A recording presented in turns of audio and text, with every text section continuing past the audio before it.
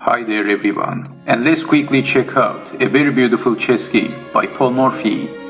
And in this chess game, Paul Morphy is playing with the white pieces, and his opponent is a player named Jabez Carr. Just like the cars we are driving. And this game was played in Birmingham, England in 1858. So Carr has the black pieces, and Paul Morphy starts the game with playing e4, h6, d4, a5 by Carr. And this opening is known as the Carr defense. Not a well-known defense. So after a5, Paul Morphy played bishop to d3, b6, knight to e2, e6, and Paul Morphy castled. Bishop to a6, c4, knight to f6, e5, knight to h7, f4, bishop to e7, knight to g3, d5, and Paul Morphy played queen to g4, and after this move Carr castled. But knight to h5 by Paul Morphy, and now Paul Morphy is threatening checkmate, and Carr played g5 defending. If let's say g6, then bishop takes on g6. If pawn takes bishop, there is checkmate, queen to g7. So Carr played g5, f takes on g5, h takes on g5, and Paul Morphy captured the knight with the bishop. Bishop takes on h7. And after this move, Carr didn't capture the bishop, and he played king to h8. And probably in this position Paul Morphy announced checkmate in 6 moves after king takes bishop.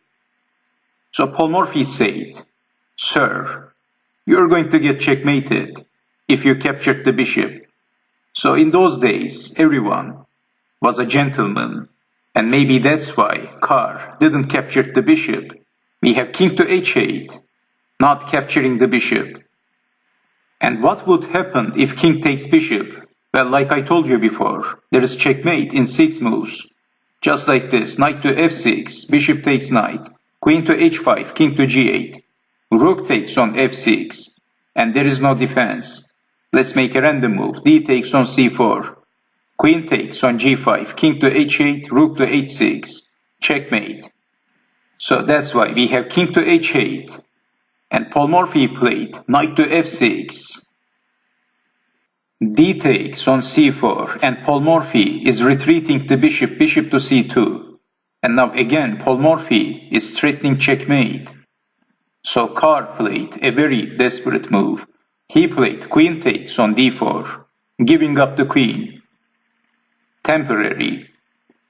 Well, if something like bishop takes on f6, then queen to h5, king to g8, queen to h7, that's checkmate.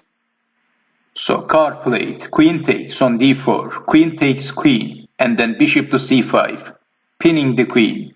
Queen takes bishop, b takes on c5, bishop takes on g5, knight to c6, and then rook to f3 by Paul Morphy. So Paul Morphy is threatening to play rook to h3. That's why we have king to g7. So if knight takes pawn, we have a forced checkmate just like this. Rook to h7, that's checkmate. So Carr played king to g7, and Paul Morphy played bishop to h6, sacrificing the bishop. What a beautiful move by Paul Morphy.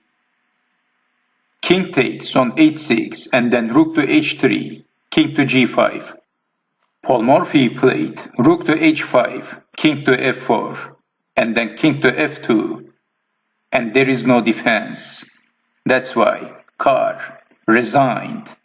This was a car crash. Or we should say, Carr got crashed. Paul Morphy is crashing the Carr defense. And what a beautiful chess game by Paul Morphy. So let me show you the possible continuation, and there is no defense. Whatever black does, black is getting checkmated. So let's say if knight takes on e5, then g3. And that's checkmate. Maybe it's unnecessary to demonstrate, but the only way to prolong the game is rook to g8, then g3, rook takes on g3, h takes on g3, or pawn takes rook, that's checkmate. So this is why after Paul Morphy played king to f2, Carr resigned. Another very beautiful chess game by Paul Morphy from 1858, Birmingham, England. So I hope you have enjoyed watching this video, and I hope to see you next time. Take care.